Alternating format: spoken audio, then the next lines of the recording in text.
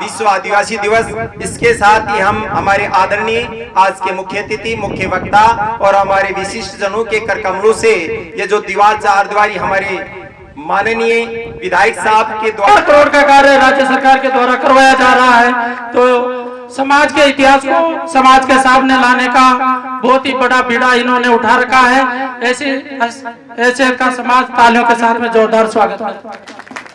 मंचासीन अतिथियों के द्वारा हमारे इतिहासकार जी का माला पहना करके, शैपा बनवा करके, मेमेंटो भेंट करके हमारे मुख्य अतिथि जी, विशिष्ट अतिथि जी, मंचासीन अतिथि हमारे भारत देश के 4 इतिहासकारों ने मिलकर के हमारा जो एक इतिहास है, अंधे हैं उनको मैं मंच को नमन करता हूं कि इतना आदर और सत्कार हमारे जोशीले विधायक जो संपूर्ण राजस्थान में जाने और पहचाने जाते हैं, उन्होंने अपनी पगड़ी एक लेखक को पहनाई है, न कि ताराचंद को। मैं इसका पूरा सम्मान रखूंगा। राजस्थान की धारा को नमन करना चाहता हूं राजस्थानी में। धन धोरा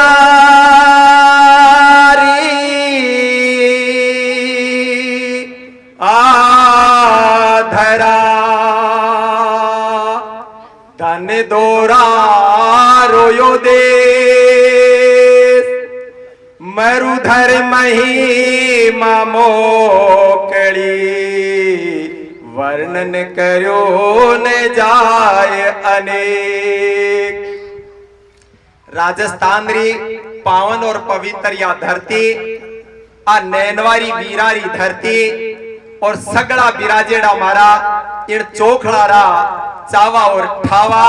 आदर जोग विधायक साहब एक बार जोरदार तालियां।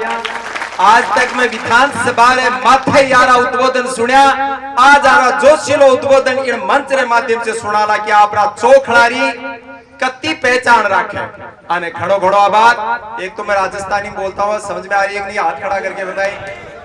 क्यों आदमी? अच्छा, अरे वाह वाह वाह, चलो बहुत राजस्थानी का आदर और सत्कार कर रहे हैं। जिनरा नाम रे साथे सीएल प्रेमी आपरा हिवड़ा सु, आपरा चोखड़ा माते जिन तेरे जनता रो व्यवहार जीत्यो, उनरो आदर जीत्यो, उनरो सत्कार जीत्यो, उनरो मान सम्मान जीत्यो, उनने भी घणो घणो निमन करो। और चेतन जी पटेल जिनका नाम में चेतना वे कि सगड़ा मिन की चेत जाओ रे, मैं जवार छोड़ो लाडे सर इन जगारो रा पंजाबी में कहे रे मुंडो घणो चंगा रेवेला, आपरा चोखड़ा रो घणो विकास करेला। तो चेतन जी पटेल ने भी मारो घणो घणो निमन कि आप अपना चोखड़ा में अपनी माय रो बाप रो नाम रोशन करेला और जगत मायरा अपना नाम रो डंको बाजे। मैं इनरे साथी अपना भामासा किस्तूर चंद जी रो नाम हर जगह आवे, भूमिका बनावे, कयो जावे सेकाटी में भामासा बने, अरे शेखावाटी में काई सेठ साहूकार बने, या तो हमारे मेरा समाज रे आदिवासी समाज रे में चोखो ठाओ भामासा है। जोरदार तालियां। एक बार बिरला ऑडिटोरियम में जब इनरो सम्मान हो रहे उन वेला माते मैं भी शिक्षा मंत्री जी रेलारे बीडी करला जी, हाँ मैं भी उन जगह पधारियो, तो आरो सम्मान देके मारे हिवड़ो गदगद होई चुके कि इन जरारा पूत इन जरारी माई न चढ़िया। आपने आदर जो इन संस्था उखाड़ना कवे की अध्यक्षता पाटवी साहब राजस्थान में कवे कि संस्था ने आगे ले जावनी हमारा यूएल छानवाल साहब रे वास्ते तालियां बजाओ जो इन बेड़ा ने साथे ले चला। हमारे राधे श्याम जी जो मूलवासी संस्था जो 18 जिला रे लगे टके काम करे, इनरा पिताजी प्रथम देवादानी आदिवासी समाज रा और ब्लड बैंक लगावे, तो आने भी घणो घणो स्वागत और सत्कार। और आप रा इन चोखड़ा रे माते इन संस्था रे वास्ते सहयोग देने वाले नगर पालिका रा उपाध्यक्ष साहब रे तालियां बजाओ कि आप रो मनड़ो हिवड़ो दिलड़ो आप रे साथे राख्यो। तो आपा सगड़ा इन मूर्तियां रे साथे रहेला, तो आपा ने जरूर जगत में इन नैनवा रो नाम प्रसिद्ध करेला। नैनो नैन मानी कटोरी नैनो से लिया गया है, ये साहब मैं आपको बता दूं ये नैनो से लिया गया है। और यहाँ के लोग इतने प्रेमी हैं, जैसे सीएल प्रेम जी का नाम ही प्रेमी है, उसी तरह नैनो में रखने वाले रखते हैं। मैंने भी कहा था कि यहाँ के लोग आदर सत्कार कैसे करते हैं, संक्षेप में बताऊंगा। पहले कह दिया पावड़ा यार सखी काई भेंट करा, थाले भरे गज मोतियारो ऊपर नैन धरा। तो इन जगह जगह के लोग तो ऐसे हैं। अब मैं मेरी बात पे आता हूँ। ये बूंदा संस्था जिस तरह से यहाँ के राजा महाराजाओं का इतिहास निकालकर इस पटल पे लाए हैं, मैं आदरणीय जो विधानसभा में बोलते हैं मैं उनको निवेदन करना चाहूंगा और इन लाखों की भीड़ के तरफ से आपको आकर्षित भी करना चाहूंगा कि हमारे पाठ्य पुस्तकों में जिस तरह से इतिहास पढ़ाया जाता है, क्या बोले जोरदार देवनारायण जी महाराज की, बोलिए टंट्या भील की, बूंदा राजा की, एकलव्य की, आनंद सिंह चांदा की, उमराव छापोला की, अमीर टाटू की, महिर भोज की, बाबा साहब भीमराव अम्बेडकर की। आदरणीय हमारे राजस्थान में जो पाठ्य पुस्तकों में आपका ध्यान आकर्षित करना चाहूंगा कि आप बड़ी पंचायत में लगातार जा रहे हैं और हमारी ये संस्था ऐसा बीड़ा उठाया है कि हम हर जगह ये चाहते हैं कि भारत देश में विभिन्न जातियों के विभिन्न धर्मों के लोग निवास करते हैं। सभी का अगर पाठ्य पुस्तकों में अगर इतिहास नहीं होगा तो एक रूपता नहीं होगी। क्यों नहीं, हमारे जिस तरह से SC ST OBC माइनॉरिटी का जो इतिहास है, हमारी आजादी में जिन्होंने अपना खून पसीना बहाया है, इस नैनवा और हिंडोली क्षेत्र के भामाशाहों ने, वीरों ने, सपूतों ने जिस तरह अपने खून का बलिदान किया था, उनका पाठ्य पुस्तक में इतिहास आना चाहिए। आप हमारी बात को बड़ी पंचायत तक उठाएंगे।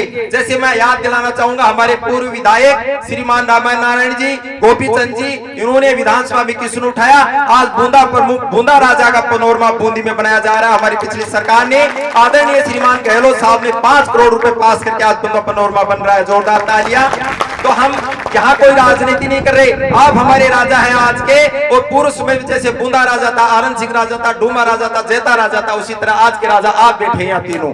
आप हमारी बात को, आप राजा हैं, हम प्रजा हैं, और प्रजा की बात आप सुनेंगे और विधानसभा तक उठाएंगे और हमारा ये इतिहास, हमारे समाजों का, हमारे वीरों का वहां तक पहुंचाएंगे। एक हम समानता की बात करते हैं, मैं ज्यादा समय नहीं लेते हुए, आज के समय में विभिन्न धर्मों में हमारे लोग बटे हैं, मानवता किसी में नहीं है। कहते हैं कि आप में इंसानियत है नहीं, अगर मनुष्य में इंसानियत नहीं होगी तो कुछ भी नहीं होगा। इंसानियत सबसे बड़ी बात है। एक हमारी इसी संस्था के सदस्य महान विद्वान और विचारक, जिस तरह से तुलसीदास जी, रैदास जी, रहीम जी, दादू जी हुए थे, उसी तरह हमारी संस्था में एक महान विद्वान लक्ष्मी नारायण जी IPS, जोरदार तालियां, जिन्होंने एक ग्रंथ की रचना की है।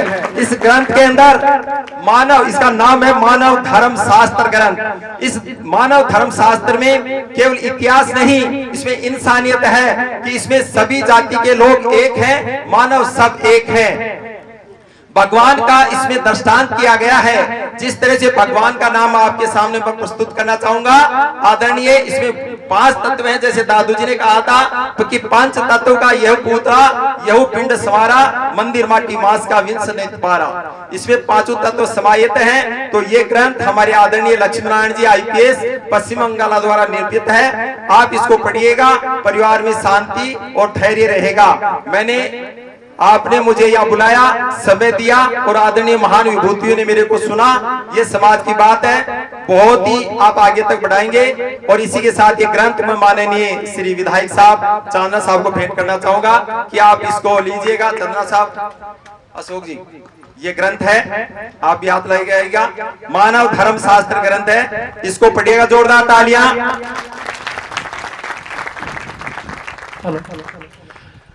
लेखक साहब से निवेदन है, आदरणीय अशोक जी चांदना साहब ने, कस्तूर चंद जी ने, सभी ने विकास के लिए पैसा दिया। एक बार तो जोरदार तालियों के साथ सम्मान कीजिएगा। और अभी पिछले दिनों में हमने सुना कि इस दीवार का कार्य नहीं हो रहा, कि सरकार बने हुए 8 महीने हो गए, 7 महीने हो गए, लेकिन हो सकता है हमारे माननीय विधायक साहब को समय नहीं मिला हो, या हो सकता है आपने उनको याद नहीं दिलाया हो कि देवता को जब आप याद करोगे, जब भी वो आपके मन की बात सुनेगा, तो आपने देवता को फिर याद किया तो उन्होंने आपकी बात सुनी। और जोरदार तालियों के साथ उनका सम्मान कीजिएगा। हम चाहेंगे कि इतना बड़ा ये पंडाल आपने इतनी बड़ी जगह बनवाई, मैं मेरे विचार रखता हूँ कि एक बड़ा सा हॉल आप यहाँ और बनाइएगा विधायक साहब, जिससे हमारी सेमिनार यहाँ आयोजित हो सके। आप अपने उद्बोधन के माध्यम से या विकास की कड़ी में अपने विचारों को और जोड़ेंगे। अब मैं अधिक समय नहीं लेते हुए हमारे अगले उद्बोधन के लिए मैं ही आमंत्रित करूंगा कि हमारे CL प्रेमी साहब आइएगा और अपने उद्बोधन के माध्यम से हमारे वक्ताओं को, हमारे श्रोताओं को, सभी को आप लाभान्वित करेगा। मेरी बात आपने सुनी, बहुत बहुत धन्यवाद, साधुवाद, बहुत बहुत धन्यवाद। जय जोहार, जय राजस्थान, जय आदिवासी। Thank you. आज पूरा विश्व आदिवासी दिवस मना रहा है, तो आपके नैनवा में भी रामनारायण जी ने, कन्हैया जी ने, शिवपाल जी ने एक समिति बना करके और इस व्यवस्था को अच्छा करने का जो प्रोग्राम रखा है, मैं उनको बहुत बहुत साधुवाद देता हूँ और पूरे आदिवासी समाज को भी मैं साधुवाद देता हूँ कि एक अच्छी सोच है। आज से मैं समझता हूँ कि 2-4 साल पहले तो कुछ नहीं था, लेकिन अब ये प्रोग्राम मैं समझता हूँ कि पूरे राजस्थान में हो रहा है। आज कई जगह के निमंत्रण हमारे पास आए थे, तो आज हमारे बीच में आपके लाडले विधायक और पूर्व खेल राज्य मंत्री आदरणीय अशोक चांदना जी, जो आपके इस एरिया के लिए, आपकी विधानसभा के लिए एक विकास पुरुष के नाम से जाने जाते हैं, और ये आपने करके भी दिखाया। ऐसा नहीं कि भी बात ही बात इन्होंने रखी, जहां जहां भी नैनवा के लोगों ने, अब देखो 7 कॉलेज होना बहुत बड़ी बात है, मेडिकल कॉलेज होना बहुत बड़ी बात है, तो ये एक उनकी उपलब्धि है और कार्य करने की शैली भी इनकी बहुत अच्छी है और मैं समझता हूं कि इनका भविष्य भी बहुत उज्जवल है। आगे जाके ये तरक्की करें, राजस्थान के मुख्यमंत्री बने, हम तो ये कोशिश करेंगे। मैं हमारे बीच में युवा नेता और उभरते नेता पीपलदा के विधायक मेरे तो बच्चे की तरह हैं, चेतन पटेल। हम तो इससे भी यही कहते हैं कि भाई आप भी तरक्की करोगे, कम उम्र में आपको चांस मिला है, आप लोगों की सेवा करिए और हर समाज की सेवा करिए। ये नहीं कि भाई मीणा समाज की सेवा करें। एक समाज से कोई आदमी जीतता नहीं है, सारे समाज मिलकर के ही हम किसी को जिता पाते हैं। एक समाज से कुछ होता नहीं है, इसलिए हमारा व्यवहार अच्छा रहे और हमारे काम करने की शैली अच्छी रहे और हम सत्य पर, धर्म पर चले, ईमानदारी से चले, हमारा चरित्र अच्छा रहे। तो चेतन साहब और हमारे आईपीएस जूनवाल जी, इनसे मेरा बहुत पुराना परिचित है। इन्होंने पेट्रोल पंप लगाया था तब ये मेरे पास आए थे एक बार, जो मैं बाईपास में मैनेजर था, तो हमने छोटी मोटी इनकी सहायता करी, कोई बड़ी सहायता नहीं करी, लेकिन फिर भी इनका व्यवहार मेरे को अच्छा लगा। और अभी भी आई जी थे तो मैं एक बार इनसे मिल गया था, तो इनका व्यवहार ठीक है। तो ये भी इस संस्था से जुड़े हैं, मैं इनको भी बहुत बहुत धन्यवाद देता हूँ। और हमारे मीणा जी जो अजमेर से है ना सर, आप ये बहुत बड़े अधिकारी हैं और भामाशाह भी, जैसा कि अभी लोग इनको बता रहे थे, तो एक बहुत बड़ी सोच है इनकी भी, ये भी अच्छे अधिकारी बने और समाज की सेवा के लिए भी काम करते रहते हैं। तो मैं इनको बहुत बहुत साधुवाद देना चाहता हूँ कि आप इसी तरह से समाज की सेवा करते रहें। और समाज की सेवा मैं समझता हूँ कि सभी को करनी चाहिए, क्योंकि आप और हमारा अस्तित्व मात्र समाज की वजह से ही है। तो मंच में विराजमान हमारे शिवपाल जी और कन्हैयालाल जी और चूरू से कहाँ से आए हैं, ये भी मीणा जी हैं, बहुत बहुत धन्यवाद। और हमारे चेयरमैन साहब बहुत मोटे हो रहे हैं, मैं इनसे कह रहा हूँ भैया मोटे मत हो यार, दिक्कत आएगी तुम्हें यार। अब मैं आपको 2-3 बातें बताता हूँ।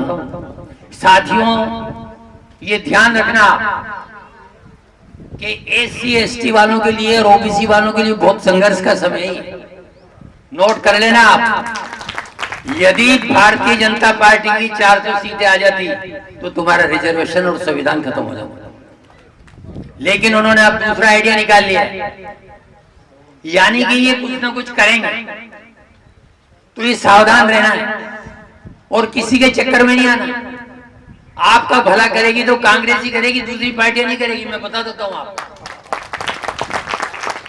और बाबा साहब ने जो संविधान लिखा है, आप बताओ कि उसको मिटाने की कोशिश कर रहे हैं, ये कैसे हो सकता है? आप और हम जो यहाँ बैठे हैं ना, तो ये सब बाबा साहब की बदौलत है। और बूंदी में राज किया बूंदिया मीणा ने, तो ये बहुत संघर्षशील व्यक्ति थे, जो मीणा समाज के जल जमीन और जंगल के स्वामी हैं हम। तो अब ये संघर्ष की कड़ी आने वाली है, समय बदल रहा है यदि आप लोग चूक गए SC ST में और ये इस टाइप की ऊंची नीच की बातें करते ना तो समय बहुत खराब है। इसलिए आप मिलजुल के रहो, संघर्ष एक साथ करो आप SC ST OBC वाले, तो अब तो आप सरवाइव कर जाओगे। नहीं तो एक न एक समय ऐसा है कि आप का कोई अस्तित्व और आपकी बात रखने वाला कोई नहीं बचेगा। इसलिए मेरा आज के दिवस के रूप में यही कहना है कि आप संगठित रहिए और संघर्ष करिए। और सबसे बड़ी बात यह है कि आप एजुकेटेड बनिए। आप बिना समाज एजुकेटेड है, बड़ी बड़ी पोस्टों पे हैं, लेकिन ये इनको अच्छा नहीं लग रहा है। SC ST वाले बड़ी पोस्टों पे तो लोगों को अच्छा नहीं लग रहा है, तो ये आपको समझना पड़ेगा और अपने बच्चों को ज्यादा से ज्यादा शिक्षा की तरफ आप जोड़ दें, तभी आप विकास कर सकते हैं। आप लोगों ने मान और सम्मान दिया, आप लोगों ने बुलाया, इसलिए धन्यवाद। जय हिंद, जय भारत, जय भीम।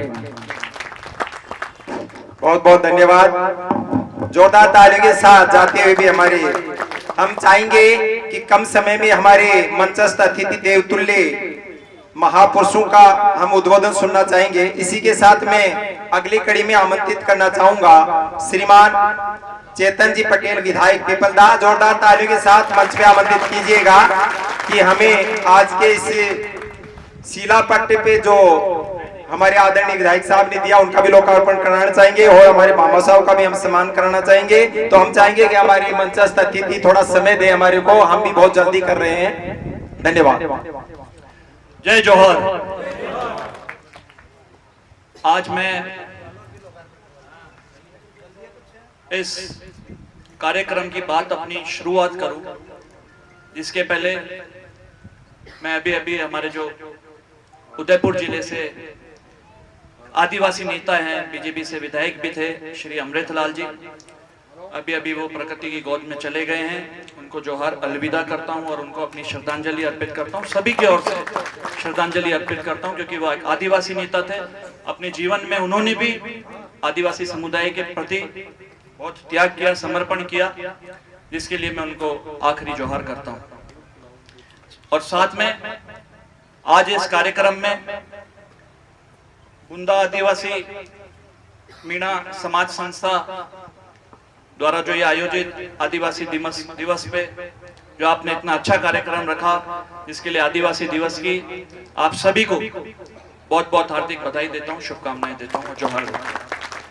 मंच पर उपस्थित आज के मुख्य अतिथि हिंडोली विधायक पूर्व मंत्री श्री अशोक चांदना जी, ये मेरे लिए बहुत सौभाग्य की बात है कि आपकी विधानसभा में बतौर अतिथि आज मेरे को आने का पहला अवसर मिला। हालांकि हमारा जो प्रेम है तीन पीढ़ियों का है और मैंने अपने जीवन में इनसे बहुत कुछ सीखा है। नैनवा हिंडोली में तो मैं बहुत बार आ चुका, चुनाव के दौरान भी आया, और मुझे कहने में कोई संकोच नहीं है, मुझे गर्व है कि आप जैसा नेता हिंडोली नैनवा को मिला। चुनाव के दौरान जो मैंने वादे किए, ढूंढिया का झोपड़ा में मैं गया, ढूंढिया के झोपड़े में मैं गया, और भी जहां भी मैं गया, जो मैंने वादे किए लोगों से, उसके लिए मैंने जब इनसे निवेदन किया तो इन्होंने पूरी मेरी बात को अच्छे से सुना। जब से मुझे भी इनके प्रति बहुत गर्व होता है और सीखने को मिलता है कि किस तरीके से राजनीति 3600 कौम को लेकर साथ में करी जा सकती है। और यही कारण है कि हर बार आपका ग्राफ बढ़ा है। इतने भारी मतों से आपको जिता के यहाँ से आप सभी ने इनको भेजा है, जो मेरे को बहुत सीखने का आपसे कुछ है। विधानसभा में मेरे साथी हमारे सीनियर श्री सीएल प्रेमी जी यहाँ पर उपस्थित, इस कार्यक्रम के माध्यम से मैं आप सभी कार्यकारिणी का भी धन्यवाद करूंगा कि आपने बुलाया और आपके माध्यम से जो मंच पर उपस्थित इतने महान अनुभव है जिनसे मुझे मंच साझा करने का अवसर मिला।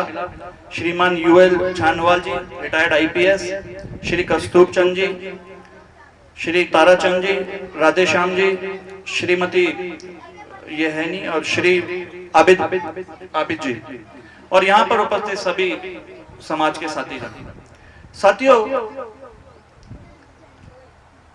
आज आदिवासी दिवस पे हम सब यहाँ पे इकट्ठे हुए हैं,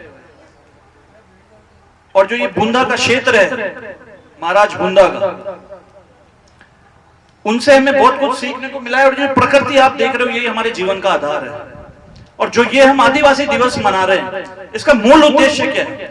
इसका मूल उद्देश्य यह है कि जल, जंगल और जमीन की जो रक्षा करते हैं आदिवासी समुदाय, उनकी समस्याओं के लिए, उनके संस्कार उनकी संस्कृति, परंपरा और उनके जो अधिकारों के प्रति उनको जागरूक करूं, जिसके लिए मैं भी आज यहां पे आया हूं, क्योंकि शिक्षित हूं, युवा हूं और आप सबके आशीर्वाद से बहुत कम उम्र में 31 साल की उम्र में विधानसभा में मेरे को अपने क्षेत्र का नेतृत्व करने का मौका मिला है।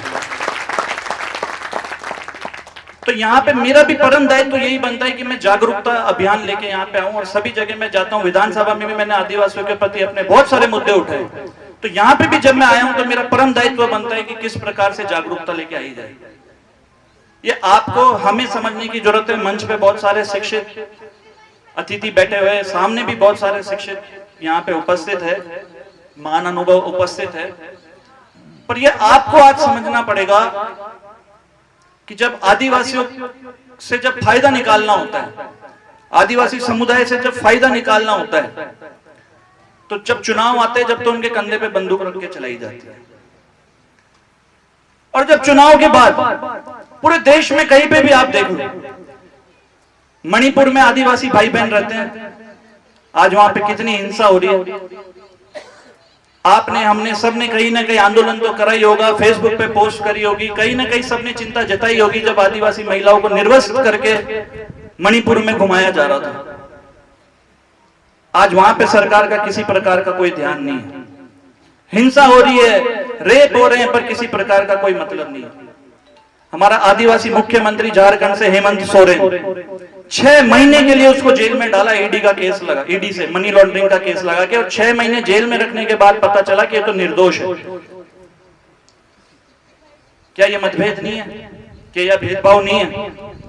ज्यादा दूर की क्यों बात करूं? अपने राजस्थान में भील प्रदेश की मांग हो रही है, उसको अनसुना किया जा रहा है, उसको भी अनसुना किया जा रहा है सरकार द्वारा। और ये हमारी एकता ही है जो हमारी ताकत है। और समय समय पर हमने परीक्षा दी है, चाहे मीणा विवाद हुआ हो, ST/SC एक्ट को लेकर विवाद हुआ हो, जब भी हमारी परीक्षा लेने की कोशिश करी है, ये हमारी एकता है आदिवासी समुदाय की, ST, ST, OBC और हम सब की ये एकता है कि हमने हमेशा हमारी परीक्षा में हम सफल हुए।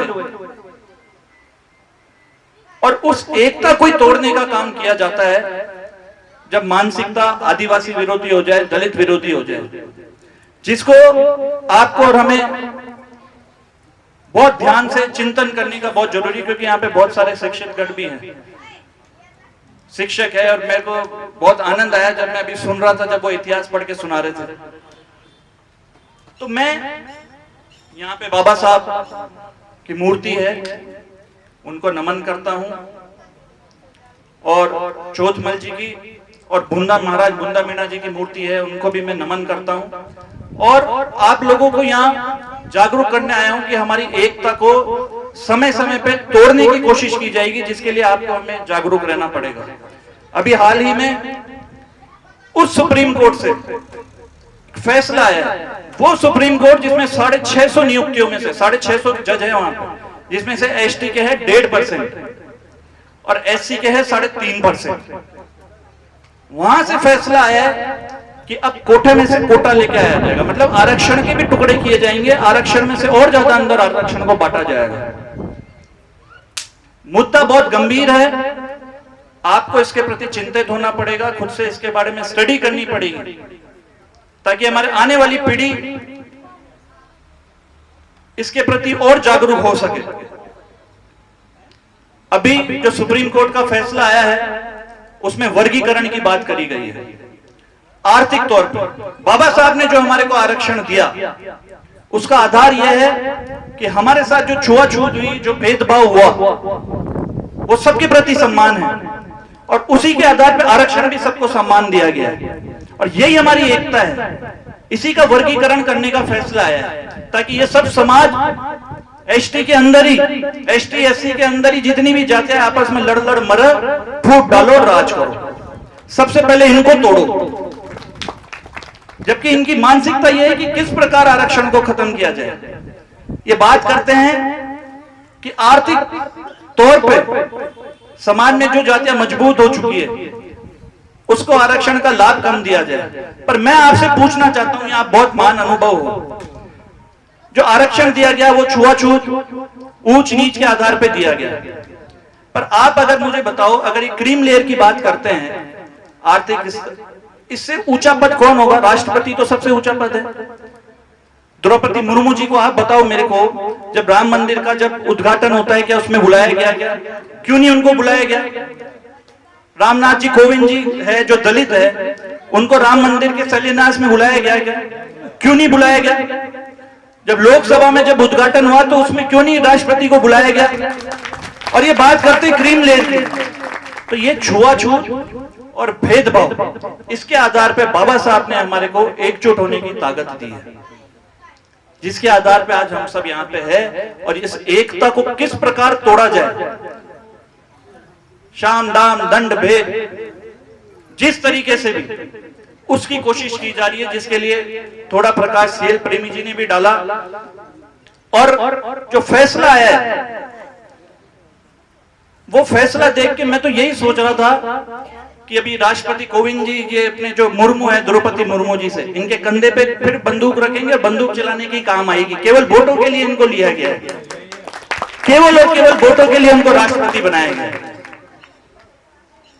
ये बात करते हैं कि जो वर्गीकरण होगा, जो आरक्षण का वर्गीकरण होगा, वो करेगी सरकार।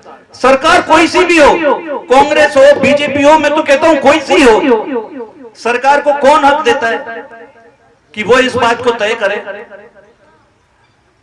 जब सरकार से पूछा जाता है पहले जातिगत जनगणना तो करवा दो, तो उसमें जवाब देता है सदन के अंदर मंत्री सरकार में बैठा हुआ कि जाति जनगणना की बात वो करते हैं जिनकी जाति का खुद का ही कुछ पता नहीं है। तो ये भी दोष हो गया।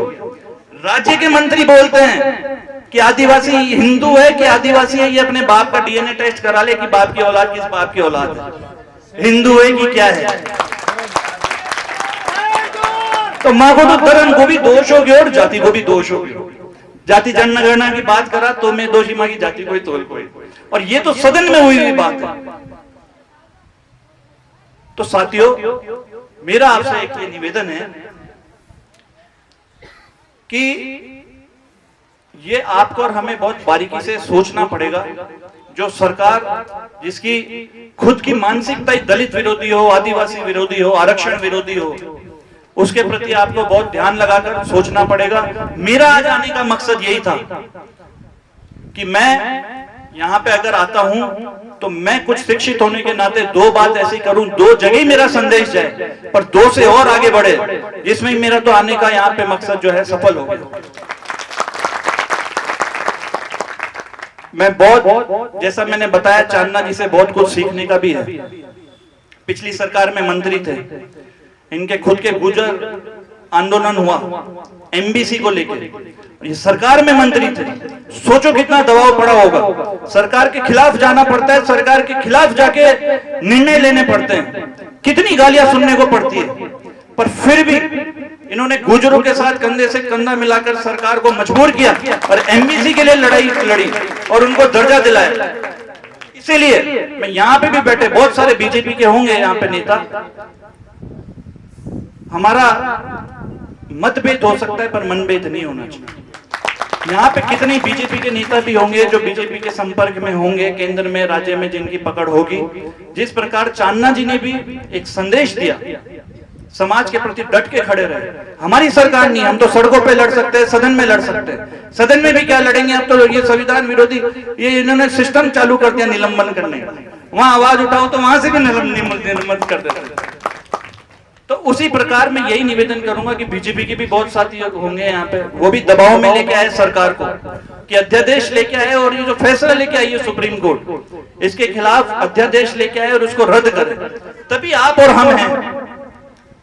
तो मैं वैसे तो सोच रहा था कि हंसी मजाक करके आऊंगा, पर मेरे को ऐसे मंच बहुत कम मिलते हैं, तो इसलिए मैंने आज अपनी ये बात रखी आप लोगों के सामने।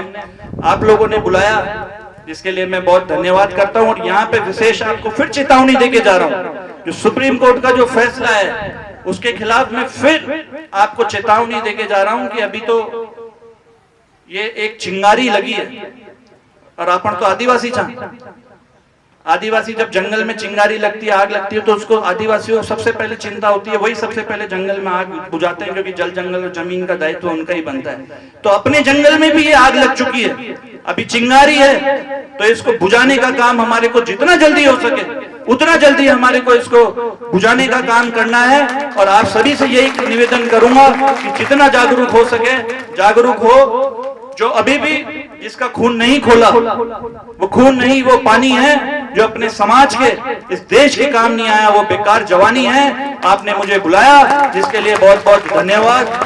आप सभी का बहुत बहुत हार्दिक धन्यवाद। जय हिंद, जय जोहार, जय प्रकृति। इनका उद्बोधन सुनना चाहिए। अब हम जिनको सुनना चाहते हैं, उससे पहले मैं आमंत्रित करना चाहूंगा, माता संक्षेप में अपना उद्बोधन देंगे, क्योंकि हम हमारे मुख्य अतिथि का उद्बोधन सुनने के उपरांत आज के इस कार्यक्रम के जो शिलालेख शिलापट उसका लोकार्पण कराएंगे। उसके माध्यम से हमारे सभी श्रोताओं को लाभान्वित कीजिएगा, समय का ध्यान रखते हुए, क्योंकि हमारे महान अतिथि अन्य कई जगह भी जाएंगे। तो जोरदार तालियों के साथ हमारे कार्यवाहक प्रदेशाध्यक्ष मूलवासी संस्था चूरू राजस्थान को धन्यवाद।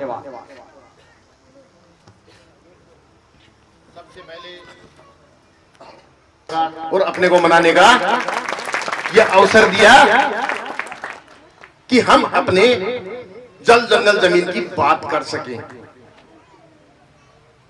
बहुत बड़ी बात की है। दूसरा, मैं 2 लाइन में अपनी बात शुरू करूंगा। अगर अपने समाज को रोशन करना है, अगर अपने समाज को रोशन करना है, तो दीपक की तरह जलते रहना। विश्वास के साथ जीना चाहते हो तो लक्ष्य पूरा होने तक चलते रहना, चलते रहना, चलते रहना। अपने हित के लक्ष्यों की प्राप्ति के लिए, अपनी सांस्कृतिक विरासत को बचाने के लिए आज हम सब यहाँ एकत्रित हुए हैं। लेकिन अपने को, अभी मैं प्रेम जी भाई साहब की बात को आगे, चेतन जी भाई साहब की बात को आगे थोड़ा सा बढ़ाना चाहूंगा। अभी SC ST OBC और माइनॉरिटी की बात हो रही थी। अरे जब वर्ण व्यवस्था लागू हुई थी, उससे पहले तो कोई जातियां थी ही नहीं, और वर्ण व्यवस्था लागू हुई तो कैसे की, ये समझने की बात है। यह अब समझ में आ रहा है धीरे धीरे कि शिक्षा का कद बढ़ता जा रहा है। वर्ण व्यवस्था लागू हुई, एक वर्ण एक जाति के आधार पर। कैसे? ब्राह्मण, उसमें सिर्फ ब्राह्मण, क्षत्रिय, उसमें सिर्फ राजपूत, वैश्य, उसमें सिर्फ बनिया, और शूद्र में आप सब, हम सभी। ये बहुत बड़ी बात है। और इनको जातियों में बांट दिया, जातियों में नहीं, क्षेत्र वाइज। यहां आपको चमार बोलेंगे, यहां आपको बड़ाई बोलेंगे, यहां आप मेव हो, यहां आप अन्य जो भी। ये समझने वाली बात है। और अपने को अगर इसमें बांट दिया गया तो ये बांटने वाला कौन है? ये बांटने वाला कौन है? और जब अब 5 साल से इस क्षेत्र के माध्यम से बूंदा आदिवासी मीणा समाज संस्था की ने शुरुआत की, और सबको SC ST OBC और माइनॉरिटी को एक मंच पे बैठाने का प्रयास किया, और उसमें अपने सफल होते जा रहे हैं, सफल होते जा रहे हैं। अन्य संस्था भी अपने को देखकर वो इस टाइप के कार्यक्रम कर रही है। तो अब सुप्रीम कोर्ट के माध्यम से कोटे में कोटा। अरे कौन है वो जो ऐसा बैठा बैठा कर रहा है? ये विचार करने वाली बात है, ये सोचने वाली बात है। और उस जो कौन है वो बैठा है, आप सबको पता है। इस मंच के माध्यम से चेतन जी अच्छी तरह विधानसभा में ये बताओ, हमारी आवाज उठाओ कि वो कौन है जो ऐसा कर रहे हैं, जो अपने को बांटने का प्रयास कर रहे हैं। लेकिन इस मंच के माध्यम से मैं घोषणा करता हूं, अपना उद्घोष लगाता हूं, और आपके सहयोग से ये लगाना चाहता हूं कि क्या आप एकजुट होने के लिए तैयार हो? दोनों हाथ ऊपर करके बताएं कि आप तैयार हो। किसी की मजाल नहीं है कोटे में कोटा हो जाए, किसी की मजाल नहीं है। नहीं होने देंगे, नहीं होने देंगे, नहीं होने देंगे। हम बलि होने के लिए तैयार हैं, लेकिन अपने हक, अपने आने वाली पीढ़ी, अपने बच्चों का हक छीनने नहीं देंगे। हम आदिवासी, जब तक हमें समझ नहीं था, इन्होंने खेल खेल लिया, लेकिन अब खेल खेलने नहीं देंगे, क्योंकि आज हमारे SC ST OBC माइनॉरिटी के जो विधायक है, MP है, वो चुन चुन कर जा रहे हैं, और चुनने वाले हम हैं, हम चुन चुन कर भेज रहे हैं। हमें पता है अपनी आवाज उठाने वाला कौन है, तो वो आवाज अपनी गूंजेगी ना, तो चिंता मत करो, लेकिन अपने को तत्पर रहना पड़ेगा, अपने को तैयार रहना पड़ेगा, तन मन धन सभी तरीके से, तभी अपने आने वाली पीढ़ी को सुरक्षित कर पाएंगे। कहने को तो अपने को मूलवासी, आदिवासी कहा जाता है, लेकिन आर्थिक और सामाजिक न्याय नहीं मिला। राजनीतिक अफसरशाही के कारण हमें पूरी सुविधाएं अभी तक मिली नहीं है, और जब तक अपने को आरक्षण मिला ही नहीं पूरा, तो ये कोटे में कोटे की बात कर रहे हैं, कितनी गलत बात है।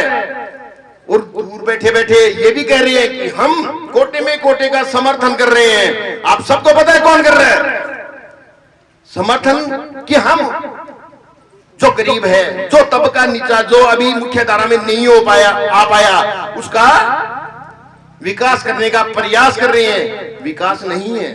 मैं आपको छोटी सी बात एक समझाने का प्रयास करूंगा कि जब आरक्षण की व्यवस्था है, आरक्षण की व्यवस्था है, जिसको ये आज स्वर्ण समाज लिखने लगे, वो स्वर्ण समाज नहीं है। जो पहला पद है वो सामान्य का है, लेकिन लिखते क्या है? स्वर्ण। सामान्य पहला पद है, अपने क्रमवाई चलेंगे तो पहला, दूसरा, तीसरा सामान्य का। सामान्य में सभी सामान्य सूची होती है वो, और 21% ओबीसी के आरक्षण के आधार पर चौथा पद ओबीसी का है, फिर पांचवा, छठा ये पद फिर सामान्य का है, स्वर्ण का नहीं है, और सातवां पद एससी का है, और फिर 8वां, 9वां, 10वां, 11वां, 12वां, 13वां ये सामान्य का है, फिर 14वां पद एसटी का है। लेकिन कोटे में अगर कोटा कर दिया गया तो कोटे में कोटे करने के बाद तो वो पद 33वां रह जाएगा, और 33वें पद तक पहुंचेंगे, और 33वां पद अगर नहीं भरा गया तो आगे आने वाली दोबारा विज्ञप्ति के अंदर वो सामान्य से भरी जाएगी। बताओ उनको कहां लाभ मिला? तो ये आरक्षण तोड़ने का ये इनका प्रयास चल रहा है। तो इसलिए अपने को एकजुट होके दो पंक्तियों के माध्यम से, सबके व्यवहार भिन्न भिन्न है पर नियत एक होनी चाहिए। हर मकसद पूरा हो सकता है, बस सबकी भावनाएं एक होनी चाहिए। अगर हम सबकी भावनाएं एक है, अगर हम अपने हितों के लिए लड़ते रहे, संघर्ष करते रहे, त्याग की भावना रखी, तो किसी की मजाल नहीं है। मैं इसके मंच के माध्यम से और आपके विश्वास के और सहयोग को देखते हुए ये घोषणा करता हुआ एक मैं छोटी सी, आप अन्यथा में मत लें। सबसे पहले मैं अपने बीच बैठे हैं प्रधान जी गोपाल जी मीणा जी, उनसे माफी चाहूंगा, लेकिन मेरा चर्चा करना बहुत जरूरी हो गया।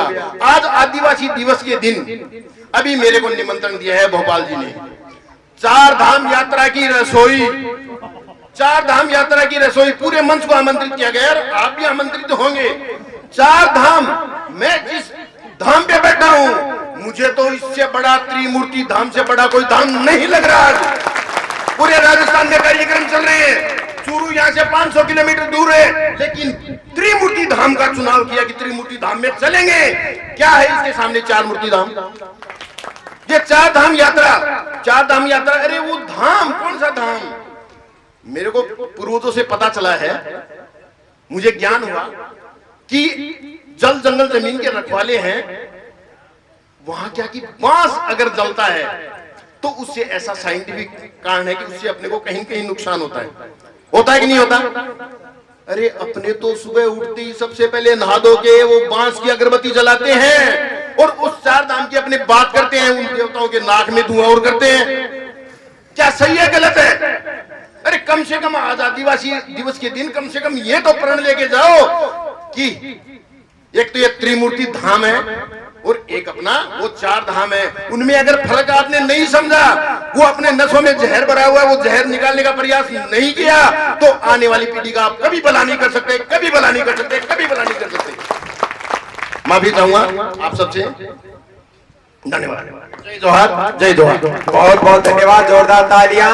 अब मैं जिनके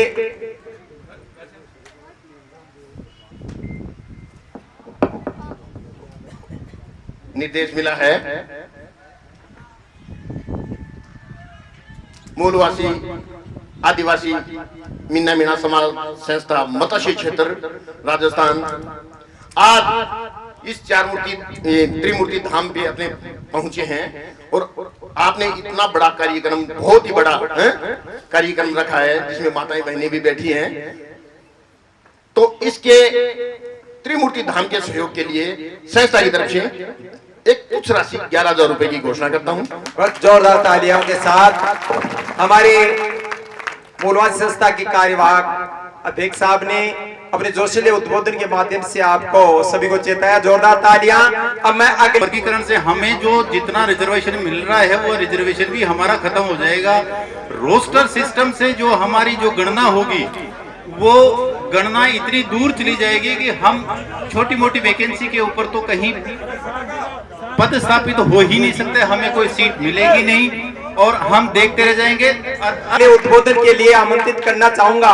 उससे पहले आप अपनी तालियों के साथ हमारे राजस्थानी कहे आज रो खास पाहुणो आप रे घरा पधार्या, तो खास पाहुणो आवे और आपरी वाणी सु सगड़ा ने लाभान्वित करे। तो इसके साथ ही मैं आमंत्रित करना चाहूंगा आज के मुख्य अतिथि आदरणीय श्रीमान अशोक सिंह चांदना साहब। जोरदार तालियां, खड़े होकर तालियों के साथ उनको मंच पे आमंत्रित करेंगे।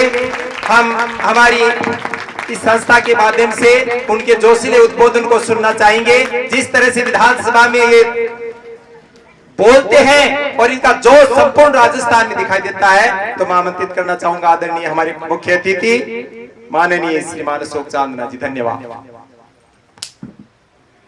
सबसे पहले आज इस कार्यक्रम में पधारे हुए सभी अतिथियों और पंडाल में विराजे हुए सभी पितातुल्य बुजुर्गों, माताओं, बहनों, प्यारे बच्चों, युवा भाइयों, आप सबको आदिवासी दिवस की बहुत बहुत शुभकामनाएं, बहुत बहुत बधाई। और ये बहुत खुशी का मौका है कि आज त्रिमूर्ति धाम के ऊपर ये शानदार आयोजन आपकी संस्था ने किया। मैं आपकी संस्था को भी बहुत बधाई देता हूं। इस त्रिमूर्ति धाम में एक विशेषता है जो और कहीं भी नहीं है कि यहां इस देश के कानून के, इस देश के संविधान के निर्माता स्वर्गीय भीमराव अंबेडकर साहब जी की भी मूर्ति है और बूंदी जिले की स्थापना करने वाले महाराजा बूंदा मीणा जी की भी मूर्ति यहां पर है। साथ के साथ आज के जमाने में जो गाय को एक रोटी खिलाने में लोगों को जोर आता है, उस जमाने में इस सोच के लिए, समाज के लिए कस्बे में इतनी बड़ी जमीन दान कर देना, मैं समझता हूं ये बहुत बड़े दानवीर का ही काम हो सकता है। उनकी भी दानवीर की मूर्ति भी, सम्माननीय चोतमल जी की भी मूर्ति यहाँ पर है, मैं उनको भी नमन करना चाहता हूं। मंच पर हमारे बीच में बूंदी जिले के कांग्रेस पार्टी के वरिष्ठ विधायक और मेरे एक आग्रह पर इस कार्यक्रम के लिए हाँ कर देने वाले आपके और हमारे सबके लाडले भाई पाटन के विधायक सामान्य सीएल प्रेमी जी, पीपलदा विधानसभा से विधायक नौजवान, मेरे एक आग्रह के ऊपर हमारे बीच में आने वाले बहुत ही लाडले, बहुत ही खूबसूरत, बहुत ही सुंदर, बहुत ही जोशीले, और मुझे खुशी हुई। देखो किसान देश की बड़ी बड़ी कंपनियों को बेच रहे हैं, एयरपोर्ट को बेच रहे हैं, रेल को बेच दिया। अब निर्मला सीतारमण जी कहती हैं कि अब बैंकों का प्राइवेटाइजेशन होने का समय आ गया। अब आप बताओ कि रिजर्वेशन के माध्यम से, एग्जाम के माध्यम से, गवर्नमेंट जॉब के माध्यम से कितने लोगों की बैंकों में जॉब लगी है। अगर बैंक प्राइवेट हो जाएंगे तो बैंकों में सरकारी जॉब ही नहीं बचेगी, रेलवे में सरकारी जॉब ही नहीं बचेगी, एयरपोर्ट्स पर सरकारी जॉब नहीं बचेगी, डिफेंस के अंदर इंडियन आर्मी में अगर सरकारी जॉब नहीं बचेगी तो आरक्षण का फायदा लोगों को कहां मिलेगा। ये तो सब कुछ प्राइवेटाइजेशन करना चाहते हैं। हिंदुस्तान जिंक तो एक एग्जाम्पल, ये आपके सामने बैठे हुए, आप इनसे पूछ लो। तो ये जो व्यवस्था 75 सालों में देश के अंदर, प्रधानमंत्री नहीं है,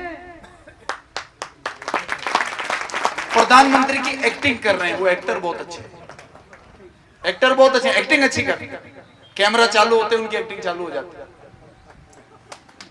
उनकी दाढ़ी बाल नहीं देखे, सफेद बिल्कुल, कोई मिट्टी का दाग नहीं लग सकता। दिन में 5 बार 10 बार कपड़े बदलना, ये तो एक्टर ही कर सकता है। आपका सेवक दिन में 25 बार कपड़े बदल सकता है क्या? 20 लाख का चश्मा पहन सकता है क्या?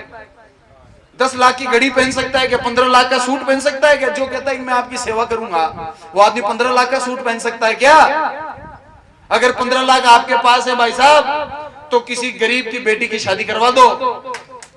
अगर आपके पास सूट पहनने के लिए, असली सेवक वो होता है। अगर आपके पास है तो किसी का किडनी ट्रांसप्लांट करवा दो। ये राजस्थान के अंदर पूर्ववर्ती सरकार ने, गहलोत साहब की सरकार ने 25 लाख रुपए तक की सारी बीमारियां कंप्लीट। तो सेवा कर दो साथियों। ये 10 साल, आजादी के 65 साल, 2014 तक, 47 के बाद में कितना हो गया? 67। 67 साल आजादी के जितना कर्जा देश के ऊपर नहीं हुआ, इस 10 साल में उससे 4 गुना हो गया। अब आंकड़े निकाल लो पार्लियामेंट के, अब आरटीआई लगा दो। 67 साल में जितना कर्जा देश के ऊपर आया, 10 साल में उससे 4 गुना ले लिया। 11 लाख भारतीय भारत की नागरिकता छोड़ चुके हैं। ये पार्लियामेंट का आंकड़ा है। अशोक चांदना हर बात को बहुत सोच समझ के बोलता है। 11 लाख लोगों ने, जिन्होंने भारत की नागरिकता छोड़ी, उन्होंने किसी न किसी देश की नागरिकता ली है। वो एक एक आदमी कम से कम 1-1 करोड़ का आदमी है। लाखों करोड़ भारत का विदेशों में चला गया, इंडस्ट्रीज वहां पर लग रही हैं, भारत का पैसा वहां पर जा रहा है, तो लाखों नौकरियां भी वहां पर लगेंगी। भारत की तो सारा धन, सारी नौकरियां विदेशों में जा चुकी है। और ये 11 लाख लोगों ने भारत की नागरिकता छोड़ दी इन 10 सालों में। ये पार्लियामेंट का आंकड़ा है। आप आरटीआई लगाइए, पार्लियामेंट की प्रोसीडिंग में से निकलवा लीजिए और ये देख लो, अंबानी अदानी ने भी खरीद ली इंग्लैंड में घर। वो वैक्सीन लगाने वाले पुणे वाला जी ने भी 4000 करोड़ का इन्वेस्टमेंट कर दिया, इंग्लैंड चले गए। और मैं गारंटी दे रहा हूं, मेरी बात को रिकॉर्ड कर लेना, जिस दिन मोदी जी प्रधानमंत्री की सीट से आ रहे हैं, मोदी जी रमेश शाह जी भारत छोड़ के चले जाएंगे। इन्होंने वहां व्यवस्था सारी कर ली। उसके बाद आखिरी सांस तक ये भारत में नहीं आएंगे। चाहे लंदन जाए, चाहे अमेरिका जाए, ये भारत में नहीं आएंगे। नोटबंदी के माध्यम से, इलेक्ट्रल बॉन्ड के माध्यम से इन्होंने बहुत खेला कर लिया, बहुत खून पी। तो साथियों देखो, ये मामला बहुत ऊपर जा चुका है, इस पर सोचिए। और आने वाले समय में अपने को लगता है 1 वोट से क्या होगा? अरे 1 वोट से तो सब कुछ हो जाएगा। आज आप लोगों ने मुझे सेवा करने का मौका दिया। केसी साहब, चांदवाल साहब, जब मैं मंत्री बना तो हमारी इस नैनवा तहसील में ऐसी पंचायतें भी थी जहां पर पूरी पंचायत में एक भी 12वीं स्कूल नहीं थी। एक भी 12वीं स्कूल नहीं थी पूरी पंचायत के अंदर। सादेड़ा और अल्लाह होता ऐसी पंचायतें, और भी नाम बता दो। लेकिन मैं मंत्री रहा तो मैंने शिक्षा को बढ़ावा दिया। अब मेरे यहाँ पर ऐसी पंचायतें जहाँ 3-3 बार हुई, और एक नहीं 3-4। इस विधानसभा में एक आजादी के 71 साल में एक सरकारी कॉलेज नहीं बना था। मैंने 5 साल के अंदर 7 गवर्नमेंट कॉलेज ये दोनों तहसीलों में लाकर, वो बटन, आप अगर गलत बटन दबाते तो मैं कैसे लाता कॉलेज, बताओ। सारा खेल बटन दबाने का है। अगर आप बटन गलत दबाते तो मैं कॉलेज नहीं ला सकता था, मैं स्कूल नहीं ला सकता था। आपने सही बटन दबाया। आज नैनवा में जिला अस्पताल का काम चल रहा है कि नहीं चल रहा है? जब वो जिला अस्पताल बन जाएगा, 40 करोड़ से ऊपर की लागत का जिला अस्पताल बन रहा है, ट्रॉमा सेंटर बन रहा है। उसके बाद में जयपुर में जो सुविधा मिलती है वो आपको यहाँ जिला अस्पताल नैनवा के अंदर मिलेगी। बूंदी जिले से भी आधुनिक जिला अस्पताल बन रहा है। नैनवा में मंडी नहीं थी, मंडी का काम चल रहा है कि नहीं चल रहा है? स्टेडियम तैयार हो गया, कोर्ट आ गई। हमारे नैनवा के वकील बहुत फेमस है। हमारे नैनवा के वकीलों में वो दम है कि एक बार तो सुप्रीम कोर्ट के वकील को भी एक बार तो बैठा दे। इतने होशियार हमारे नैनवा के वकील, इनके लिए कोर्ट ही खुला दी। मेरे मंत्री बनने से पहले बताओ वकील साहब कोर्ट थोड़ी थी यहाँ पर। इन्होंने कहा कोर्ट होनी चाहिए, लोगों को न्याय ज्यादा मिलना चाहिए, हफ्ते में 2 दिन मिल रहा है, 5 दिन मिलना चाहिए। मैंने कहा ये बात बिल्कुल सही है। अब वो 2 दिन में भी हमारे बूंदी जिले में सारे नेता वकील हैं। सारे वकीलों ने लीडरशिप करी आजादी के बाद में, बताओ नहीं करी हो तो। इसलिए वो नैनवा के वकीलों का बहुत खतरनाक वर्चस्व है, मैं आपको बता रहा हूं। तो साथियों, आप इसी प्रकार से खुश रहें, मुस्कुराते रहें, और कभी भी एकता में हमारा सबसे बड़ी जिम्मेदारी है कि हमारी एकता के अंदर कभी फूट नहीं पड़नी चाहिए।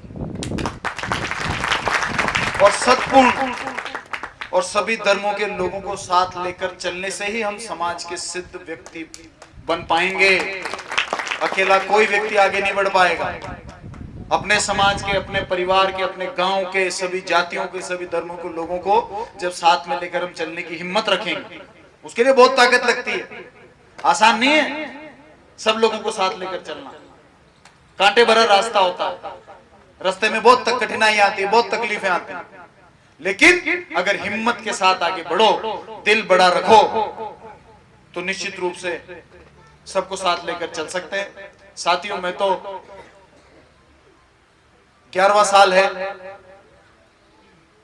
आदिवासी समाज, चाहे वो नैनवा तहसील का हिंडोली, अपने को नैनवा हिंडोली के बाहर दिखता ही नहीं। मेरे को बूंदी नहीं दिखती, मेरे को देवली नहीं दिखती, मेरे आई साइट यही सेट है। मेरी 2 आंखें ये 2 ही तहसील के ऊपर सेट है।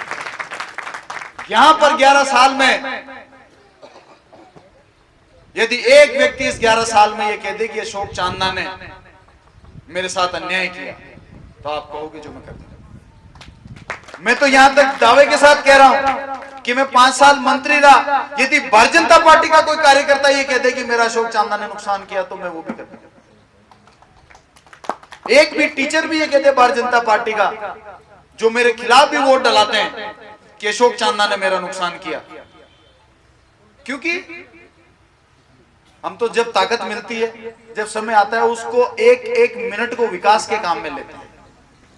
एक एक मिनट को विकास के काम में लेते हैं, क्योंकि विकास होगी। आज बड़ी बड़ी सड़कें हमारे इलाके में, ऐसी सड़कें बन रही है साहब जो बड़े बड़े शहरों में नहीं है। बताओ गलत कह रहा हूं तो?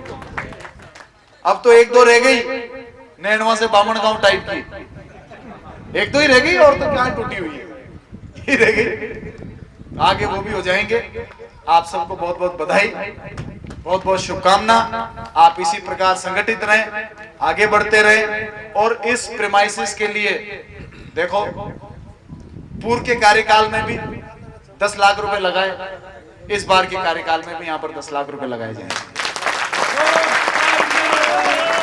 अब आगे बुलाओ तो इसके अलावा कुछ मत मांगो, कि मार साहब बहुत होशियार, तो वो तो साहब पिछली बार का जा, अब अगली बार का कहे, तो कार्यकाल वाई चाल पा दो आप लोग काम। तो पिछले कार्यकाल में वो लगा दिया पर क्या कभी यहाँ आप लोग जी काम में भी कहा भाई कमरों बनाना चे पेड़ लगाना चे गार्डन जी में भी आप लोग कहेगा वो 10 लाख रुपए ये कार्यकाल में भी अपन यहाँ ताकि बढ़िया व्यवस्था हो और आगे अनेकों काम अगली जगह काम आओ। आप सबने बहुत बहुत धन्यवाद। सब हमारी राम राम। बहुत बहुत धन्यवाद, बहुत बहुत साधुवाद। मैं पढ़ना चाहूंगा एक मिनट का समय दीजिए। ऐसे चलता रहेगा हमारे इसी कार्यक्रम में जो सहयोग करने वाले हैं भाषा है उनका हम मंच के माध्यम से सम्मान करेंगे। तो हमारे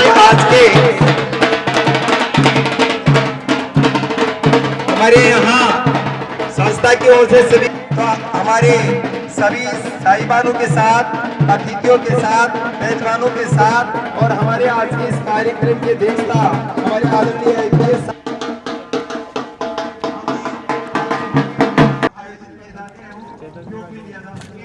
आप सभी के कार्यक्रमों के माध्यम से आज इस ताजवाड़ी का हमारी माननीय मुख्य अतिथि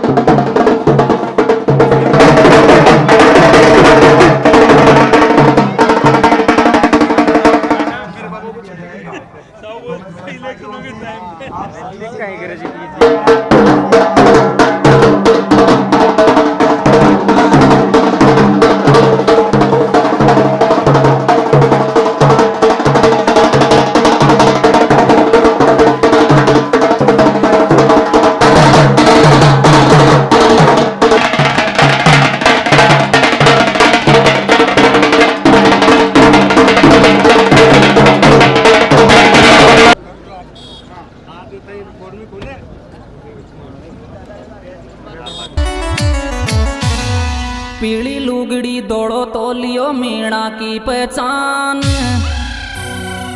अरे पीली लुगड़ी दौड़ो तो लियो मीणा की पहचान। जे जोहार बोलेगा, जे जोहार बोलेगा, दुश्मन कतरोई जोर लगा ले। जे जोहार बोलेगा,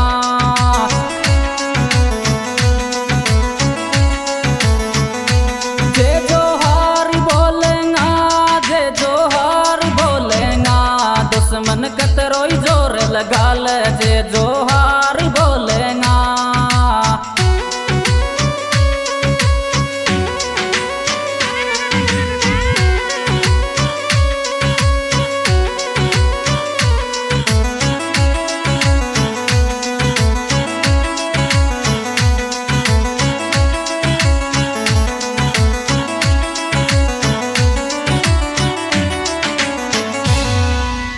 मैं खाऊं चूहक मारो क्यों जड़ी आत्मा थारी।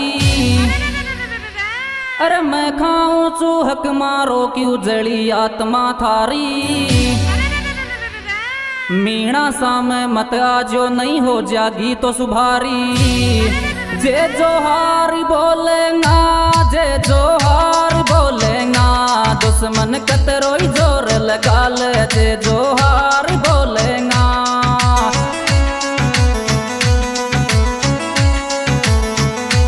जे जोहार बोलेगा, जे जोहार बोलेगा, दुश्मन कतरोई जोर लगा ले। जे जोहार बोलेगा,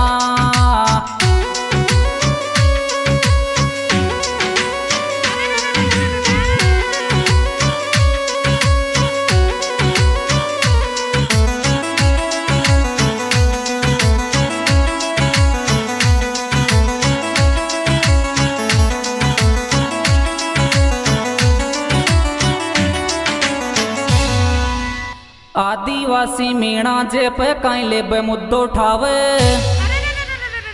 अरे आदिवासी मीणा जे पे काई ले बे मुद्दो ठावे।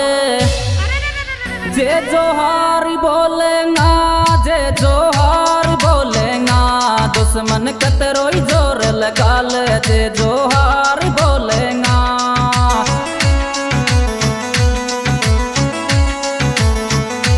जे जोहार बोलेगा, जे जोहार बोलेगा,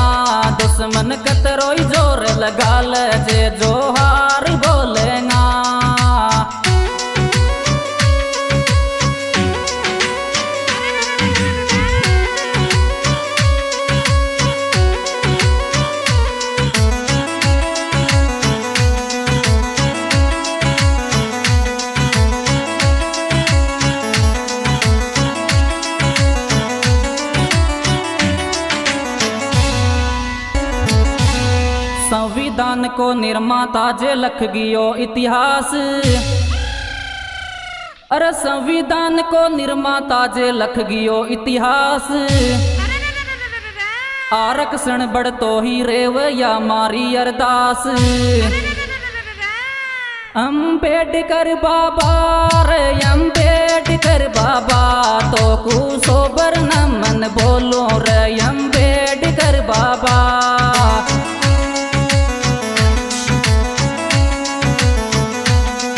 अम्बेडकर बाबा रे अम्बेडकर बाबा तो कुसोबर नमन करो जे अम्बेडकर बाबा।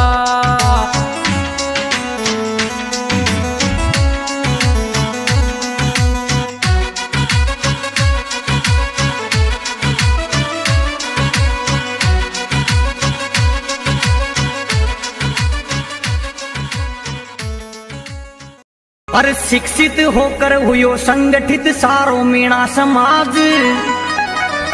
अरे जोर शोर सु आदिवासी दिवस मनावे आज। एर सारी दुनिया सुनिया राते रंग डंगे आदिवासिया कार। सारी दुनिया सुनिया राते रंग डंगे आदिवासिया का।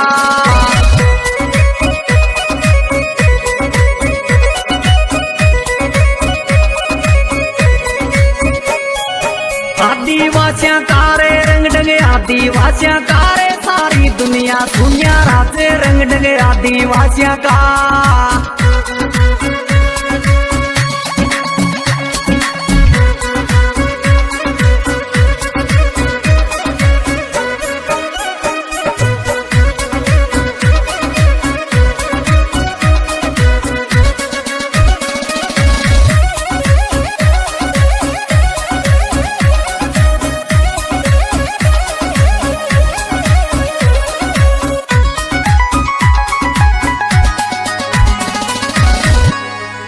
अरे पढ़िया लिखा सब जाने से बिरसा मुंडा को नाम। हरे करियो जागरूक जन जन को वो गजब करियो तो काम। एर 9 अगस्त को गूंजेगा जे जोहार का नारा। रे 9 अगस्त को गूंजेगा जे जोहार का नारा।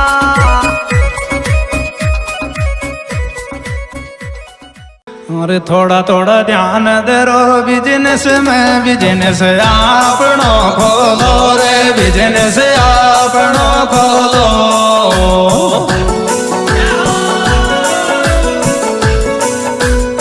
एक नौकरी के पाछे ते अतराई क्यों डोलो रे। थोड़ा थोड़ा ध्यान दरो बिजनेस में। बिजनेस आपनो खोलो बिजनेस आपनो खोलो।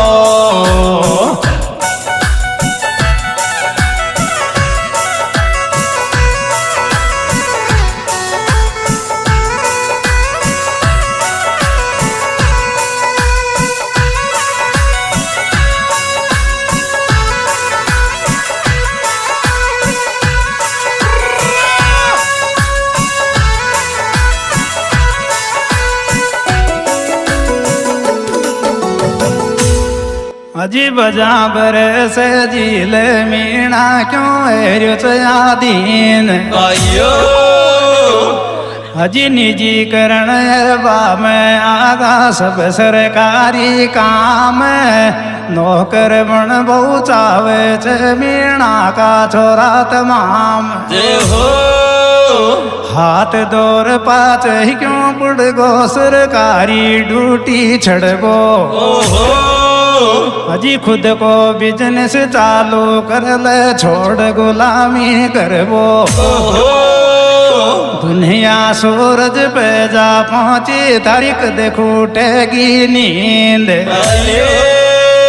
अरे बजा बरस झील मीणा क्यों है चयादीन। थोड़ा थोड़ा ध्यान दरो बिजनेस में। बिजनेस आपनो खोलो बिजनेस आपनो खोलो।